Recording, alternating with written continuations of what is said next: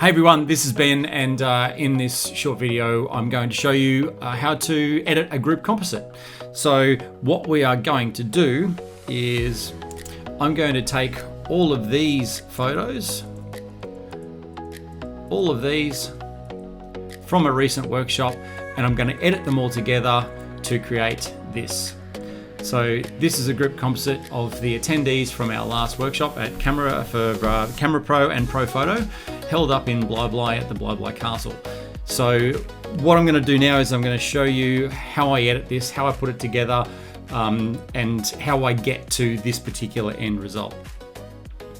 Now, it's important to know that when it comes to Photoshop and that sort of stuff, there's 100 different ways to do 100 different things, and I'm not a accredited Adobe teacher or anything like that. I'm a photographer who loves editing, who loves playing around in Photoshop. So just bear in mind that there is many different ways that you can do this, and the way that I'm going to show you is the way that I've found it to be the easiest for me personally. So all right, so without further ado, what we're going to do is get on into it. So I'm going to, I've already done all the raw editing on all these photos, so now we're just working with the JPEGs.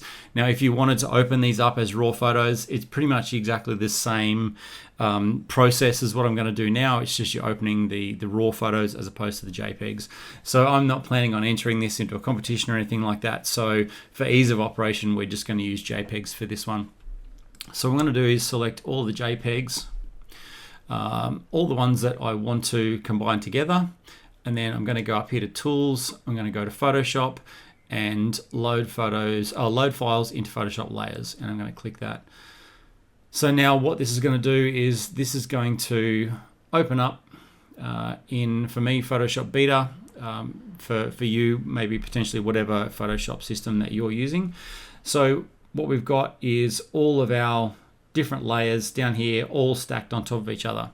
Now, when you take a photo like this, a group composite, it is important to use a tripod or steady the camera on something, because there's nothing worse than trying to auto align or realign all the layers and that sort of stuff. And it's also important to try to keep your subjects as still as they possibly can be, because it just makes it a lot easier in this editing process. So now what I'm going to do is we've got all these layers here. So I'm going to go through now and I'm going to create a layer mask for each layer. Okay. So I'm just going to click this layer mask button down here. We're going to create a layer for each one. Now there's probably a way that you can do this and select all of them and create a mask for all of them, but I'm not sure how to do that. So we're just going to do it this way for now. All right. So we're creating a mask for all of the layers, and then we've got our bottom layer down here, which is just kind of the background. So what I'm going to do is I'm actually going to hide that layer because I don't really want to see that as yet. Normally I would probably just bring that in at the end and add it at the end, which we may still do. So now what we've got with the layer masks, when the layer mask is white, that means you can see the actual layer itself. When it's black, it means you can't see it. So what we're going to do now is I'm just going to go through and I'm going to change these white layer masks to black. So essentially I'm going to hide that particular image until we get to the last image. So this is the last image. This was our last subject, and obviously she's the only one that's illuminated out of the whole group. If I change this layer mask to white, then you can see our next subject appears, and then our next subject, and so on all the way. So we want to start with the bottom layer first. Keep that on white so that you can see it. And so we've already got our subject is already well lit. So there's not really much we need to do with that layer. So on to our next layer. Now what we want to do is we want to use a white brush.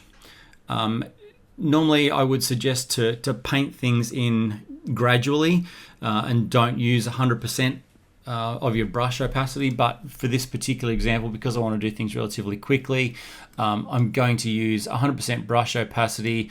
I'm going to have a soft edge brush And then basically what I'm going to do is I'm going to make sure I'm selected on the black layer mask over here.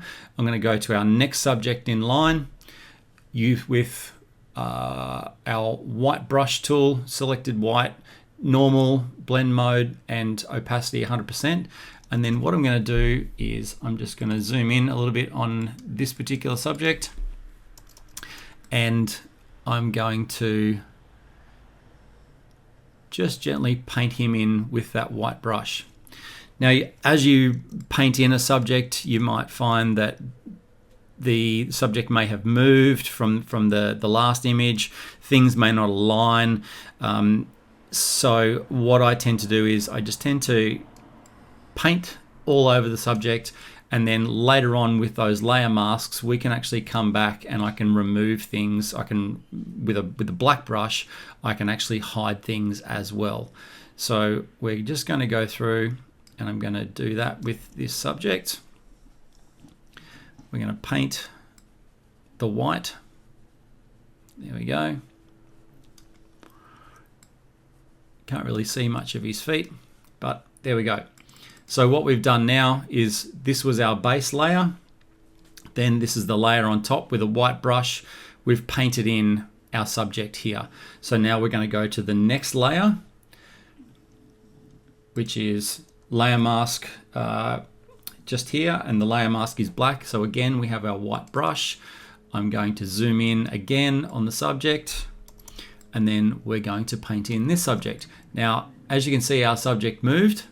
That's okay, because once again, with the layer mask, we can go back through later on and we can remove stuff with the black brush. So we're just going to paint her in. I'm just doing this relatively sort of roughly at the moment, because I'm just going to go through and we'll do this now, and then we might fine tune afterwards. So I'm pretty happy with how that looks. There's a little bit of shadow just here that doesn't really kind of make sense, unfortunately, because you've got light coming from this side, so there wouldn't be a shadow here. So what I'm going to do is I'm going to select X on my keyboard, which changes the color palette from black to white. Oh, sorry, from white to black. So I'm going to go to black, and now I'm just going to remove that, just so that it now makes sense with less shadow. So that's our next subject. So now what I'm going to do is we're going to speed this up, and I'm going to go through and I'm going to paint in all of our other subjects. And if there's anything that I come across, we'll slow things down again, and we'll talk about that. So I'm going to go back to a white brush, and we're going to start painting in our subject.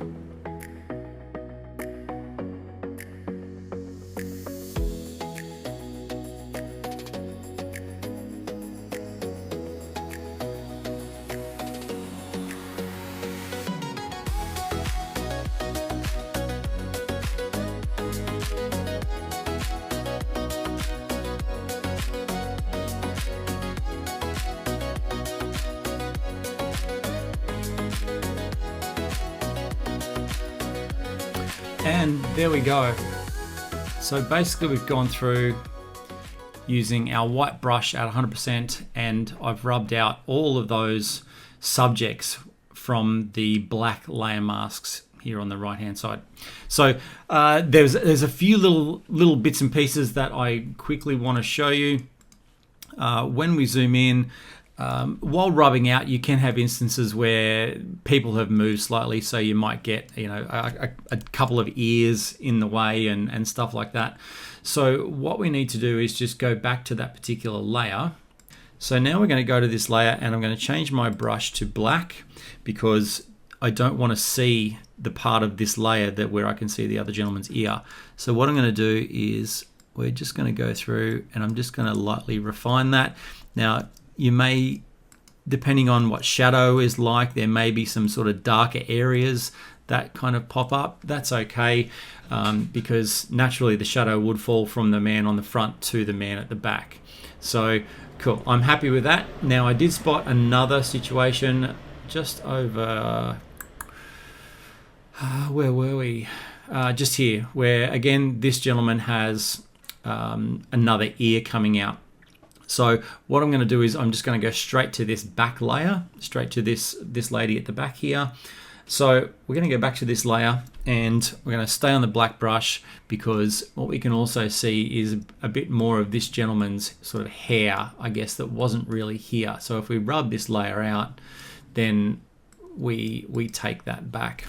So I'm just going to make some small refinements just with the black and the white brush. I'm not going to spend too long on it, and naturally I'm not too concerned about the shadow, about the dark, looking darker here, because naturally, again, the light would fall from him to her. So, but what we also have is a little bit of overlap of layers here at the man's jacket. So I'm chasing this can quite often turn into a great big rabbit hole. So what I'm going to do is I'm just going to chase just a little bit of it, just to make sure that we don't have any weird stuff going on.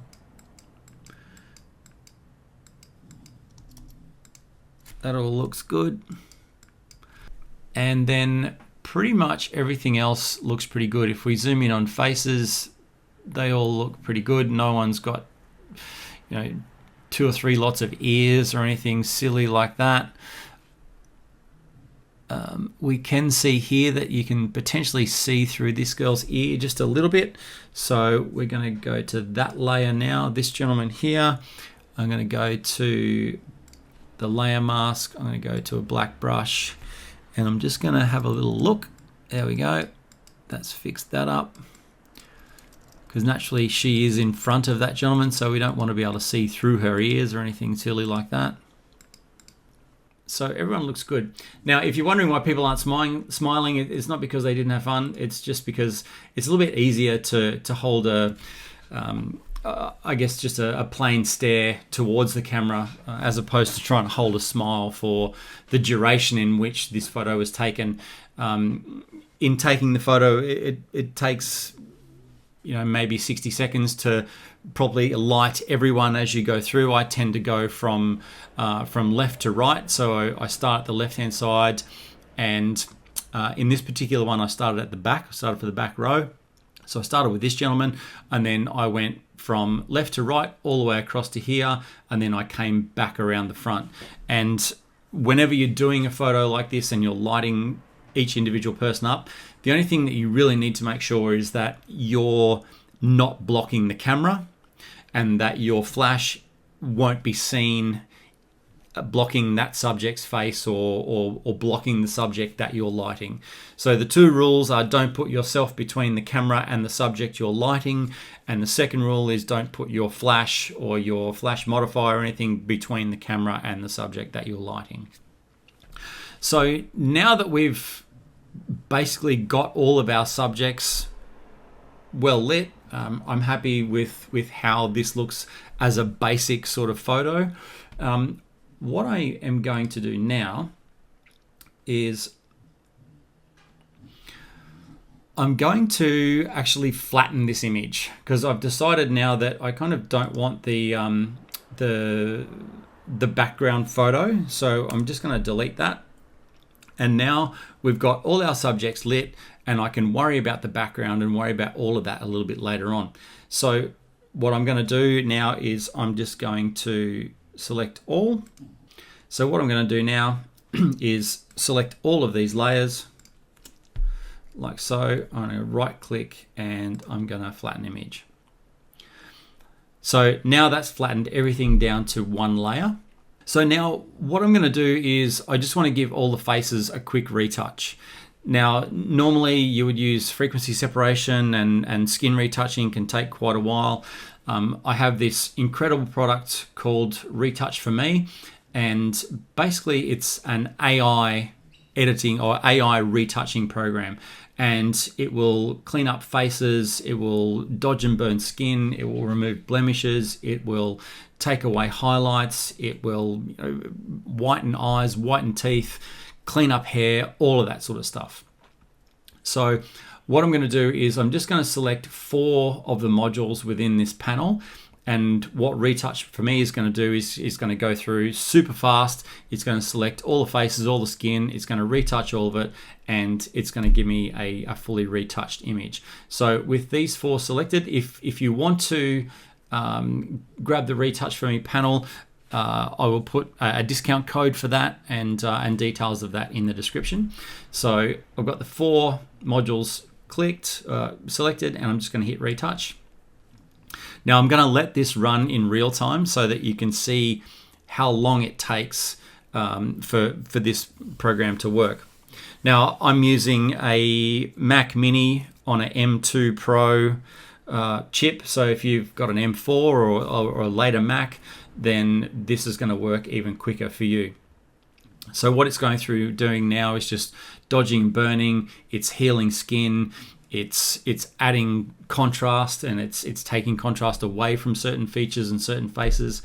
And there we go, it's all done. So what it's done is it's given me all of the different layers of which it's worked. So if we zoom in and we'll pick this gentleman here. If I go through and turn things on and off, you can see how the panel and this particular volume or this particular module, portrait volumes, turning it on and off, see how it contours his face a little bit and gives him a little bit more depth and dimension. The dodge and burn also takes away any sort of lumps and bumps and takes away shadows and stuff like that to give you a more smoother complexion. The mattifier, can't really see much on there, but what the mattifier does is it takes away shine on faces. And then you've got the heal. So clicking this on and off, you can see this gentleman has a couple of little spots just around his eyebrows there, and the heal will take those away. So I'm happy with how that looks. That's just a very quick very quick but a great skin retouching tool that I use for pretty much all my photos. It's a really good starting point, and for general work it's completely enough. It does an incredible job, and you can change the intensity of each setting as well. You may need to go a step further if you're editing photos for awards or something like that, but for what we're doing here, it's done a great job, and it's done it very quickly, and it's probably saved me an hour in retouching skin. So I'm just going to flatten that, and so now we're left with the actual end result of all of our subjects lit. Now what we just have to do is worry about the background. So because I'm using Photoshop Beta, in Photoshop Beta it has an amazing select subject tool. So I'm going to select the selection tool, I'm going to hit select subject, and what it's going to do is it's going to go through and it's going to select all of our subjects here. And there we go. So this particular tool has gotten better and better in terms of selecting subjects, in selecting objects and that sort of stuff. So looking at this is a better selection than what I could possibly do. If we zoom in, there might be a little bit of hair mist occasionally, and some of the really fine details can get a little bit missed, but that's okay. I'm kind of okay with that because I don't want a definitive selection. I just want something that's relatively close, that is going to get me to where I need to go. So what we're going to do here is I'm going to just soften the edge of this because I don't want these people to look really harsh and cut out. So I'm going to right click, I'm going to go to feather, and I'm going to feather the radius of the selection by 1 pixel. What that does is just softens the edge just a little bit. Then what I'm going to do is go up to select, I'm going to go to modify, and I'm going to hit contract. And what that does is it contracts the selection in by 1 pixel. Quite often you'll see haloing or ghosting around something you've selected, and this can help you eliminate that. So again, contract by 1 pixel, okay, and that's contracted that selection. So now all I'm going to do is I'm going to go layer via copy, and there we go. If I turn that off, we've got a selection of all of our subjects without the background in there. So now I'm going to go back to my Adobe Bridge, and then I'm going to select the background photo, and I'm going to take that into Photoshop. So that's our background. That's what it all kind of looks like. It was quite a plain sort of looking background. What I'm going to do now is there's just a couple of things I want to clean up on this background before we actually drop it in there. Most of it you're not going to see because it's quite dark, but there's a few things that I want to get rid of. So what we're going to do is I'm going to use AI for this. So we're just going to select these posters.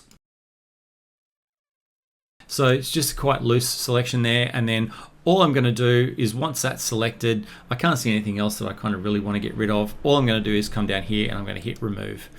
And what AI is going to do is it's going to remove all of these items and hopefully give me the same texture, color, and everything in place of that. So there we go. That's been done, and AI has done a really good job of removing that. So I'm just going to quickly flatten that, and then what we're going to do is we're going to grab this photo and we're going to take it over into our composite. I'm going to press the the shift key and take my finger off the mouse, and what that's going to do is drop that image exactly aligned or exactly in the middle of the image underneath. So now what we're going to do is I'm going to grab the layer with all of our people on it. I'm going to drag that up above, and there we go. So now we have our people now interacting with the layer behind, and as you can see, it does look cut out. It doesn't look real. You know, now there's still refinements that we need to do here. I'm going to select the backdrop where the subjects were, and I'm going to add a layer mask to that. And then what I'm going to do is I'm just going to make some adjustments to this layer to darken it down to make it more like the backdrop that was there. So I'm going to go Command L, which is our levels, and I'm just going to darken things down a little bit. So I'm selecting the mid-tones here that I want to darken down. If you select the shadows, it gets quite dark and it gets very black very quickly. What I'm also going to do is select the whites here, and we're going to tone down some of the whites, some of the highlight sort of areas.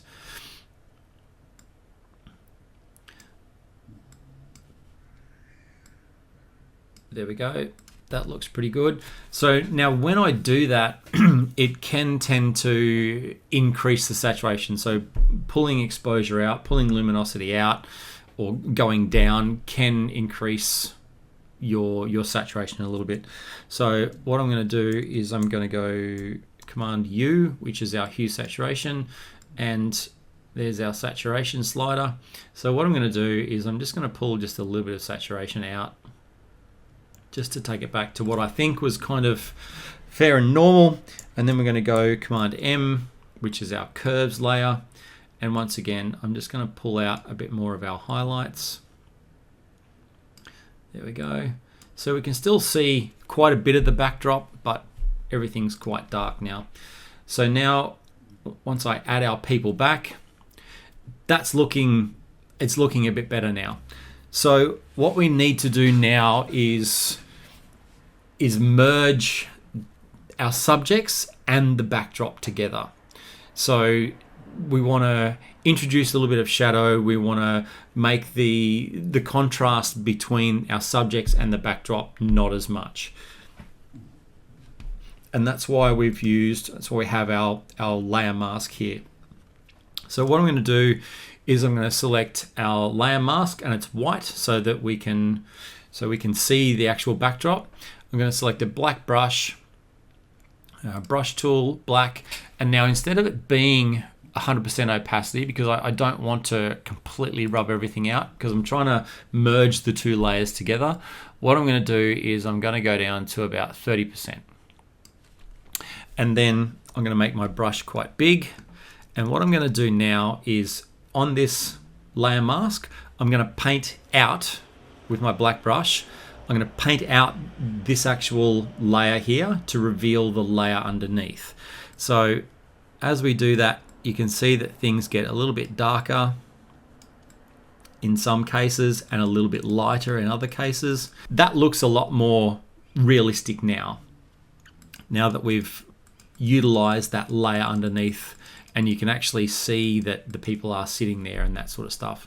Now, if we go too far with this, I haven't rubbed out a lot of the, if we hide these, you can still see that some of my flash up here, you can still see a bit of this in the background or the background layer.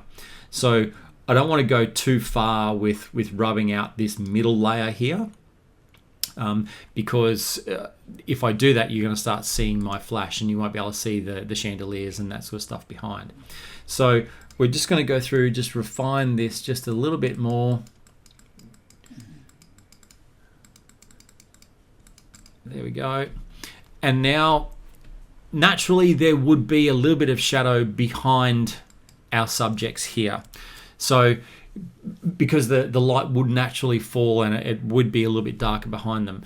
But again, if I go too far, you're going to see my flashes. So what I'm going to do is I'm going to drop my brush down a little bit in size. I'm still going to keep it at 31. And then what I'm going to do is just behind the people, I'm just going to rub in just a little bit more shadow behind them. Still on 30%. Being careful not to go too high, because I don't want you to be actually able to see my flashes in the shot.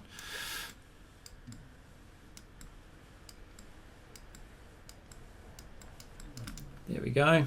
So what we've done is we've pretty much rubbed out most of the bottom half of that layer.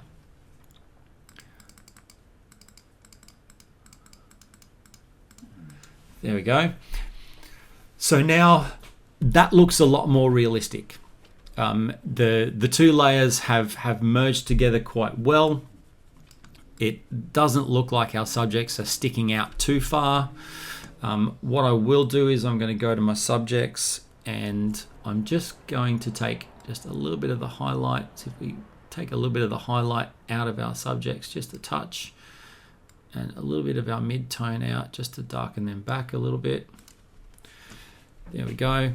And then you can see down here, there's still quite a distinct line, I guess, from the background and the light from where the flash is being held above, and it stands out a little bit and looks a little bit sort of off. I'm going to maintain our layer of our subjects here.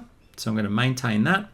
I'm going to select these two layers, right click, and I'm going to merge layers. There we go. So that's our subject layer and then our background. So what I'm going to do now, I'm going to go up to my actions that I've got here.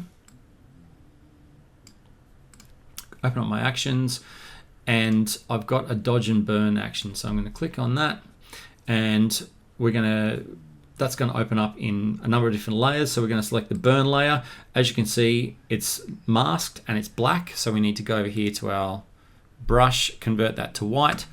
I'm going to keep it on about 31%. And what we're going to do is we're just going to darken this area back and darken down here a little bit and just in here. So just to remove a few of those little highlighted areas that kind of stick out. So as you can see, darkening that back. There we go. And now there is a dodge function here as well. So if we wanted to, we could lighten things up. I wish we had some lights up here on this chandelier, because we could really use that dodge tool to sort of lighten those up. But that's pretty much where I think we want to be with this particular photo. The subjects don't stick out. They don't appear to be edited into the background. There is natural shadow on the background. There's natural shadowing on the subjects. And it's a relatively quick and easy photo that you can take, say, with a bridal party or with a family or something like that. So now I'm pretty happy with how this all looks. As far as I'm concerned, we're pretty well done. So what I'm going to do is I'm going to flatten this, and then we're going to go back to the old background photo we had. We don't need that anymore, so I'm going to close that. I'm not going to save that.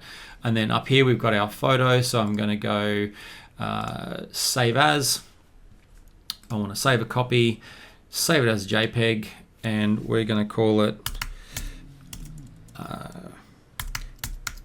Camera Pro Composite. Just going to save it to the desktop, save, and there we go. And then we're not going to save our original because we've saved a new one elsewhere, and it wasn't a PSD file, so there was no real point sort of saving that. So if we come back, what we've done is we've merged all of these together and we've created this. So guys, I hope that was helpful. Just again a really relatively easy but spectacular photo that you can use to take photos of family members, of a bridal party or something like that.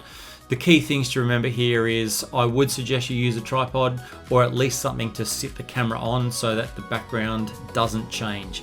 Because if you're photographing, say, a background or something like this one, where there is a lot of things happening in the background, what can happen is things can move, and as you're rubbing them out, you can lose things, and it can get a little bit messy, and it can get quite tedious and difficult to align stuff like that. So if you keep your camera on a tripod, then it's always much easier to align things later on. And what I always suggest too is after you've taken the photo of all your subjects, ask your subjects politely to move out of the scene without disturbing anything, and then grab an actual shot of the scene itself. By doing this, it just gives you a safety barrier and a little bit of and some more options if by chance you're having trouble getting rid of yourself or your flash modifier or something out of the shot. Having the background means that we can do quite easily what I did before, is use the background, darken it back, make sure that it's same colors, same tones, same luminosity and that sort of stuff, and it's quite easy to add it in afterwards. So I hope this helped, and if you like it, give us a like, give us a follow, and we'll see you for the next one.